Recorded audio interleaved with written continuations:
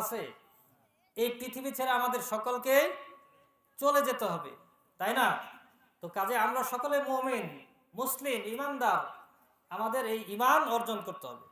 তো এই জন্যে আমি একটা ইসলামী সঙ্গীত আপনাদেরকে শোনালাম, ইমানের পথে অবিচল থেকে আমার মরণ যেন হয়। এটা একটা দোয়া, বলেন আমিন।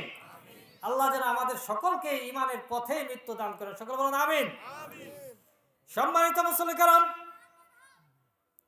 মহারব্বুল আলামিন পবিত্র মহাগ্রন্থ আল কোরআনে সূরা আল আনফালের মধ্যে জলদ গম্ভীর সুরে ঘোষণা করে বললেন, বিসমিল্লাহির রহমানির রহিম, ইন্নামাল মুমিনুনাল্লাযীনা ইযা যুকিরাল্লাহু ওয়াজিলাত কুলুবুহুম ওয়া ইযা তুলিয়াত আলাইহিম আয়াতুহু যাদাতুহুম ঈমানাও ওয়া আলা রাব্বিহিম ইয়াতাওয়াক্কালুন।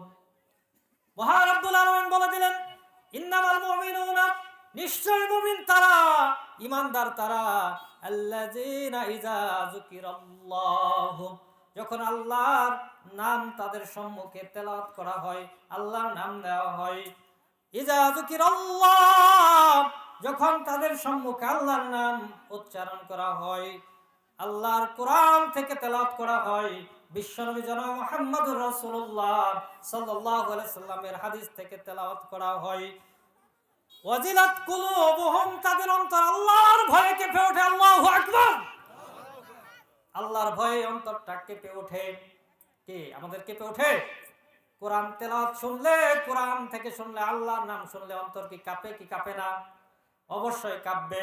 কাঁপাটা হচ্ছে ইমানদারের পরিচয়, বলেন সুবহানাল্লাহ। এই অন্তর কেঁপে ওঠা, এটা ইমানদারের পরিচয়, ইমানদারের বৈশিষ্ট্য। সম্মানিত মুসলিম কারাম, আমরা যদি প্রকৃত ইমানদার হতাম তাহলে আমাদের অন্তরটা কেঁপে উঠত, তাহলে এই ওয়াজ মাহফিলের চাইতে দোকানপাটে লোক সংখ্যা বেশি হতো না। কথা ঠিক কিনা? সম্মানিত মুসলিম কারাম, আমরা যত মানুষ না এই ওয়াজ মাহফিলে এসেছি, এর চাইতে অনেক বেশি মানুষ আশেপাশে এবং বাড়ির মধ্যে বসে আছে। তাহলে কি তারা ইমানদার হতে পেরেছে কি পারে নাই? পেরেছে? অবশ্যই না, কারণ আল্লাহর কোরআন থেকে শোনার পরেও তাদের অন্তর কেঁপে ওঠে নাই। মহারব্বুল আলামিন বলে দিলেন, ওয়াজিলাত কুলুবুহুম, তাদের অন্তর কেঁপে উঠবে, ওয়া ইযা তুলিয়াত আলাইহিম আয়াতুহুম, আর যখন তাদের সম্মুখে, ওয়া ইযা তুলিয়াত আলাইহিম আয়াতুহু, আর যখন আল্লাহর আয়াত থেকে তেলাওয়াত করা হয়, যাদাতুহুম ঈমানাও ওয়া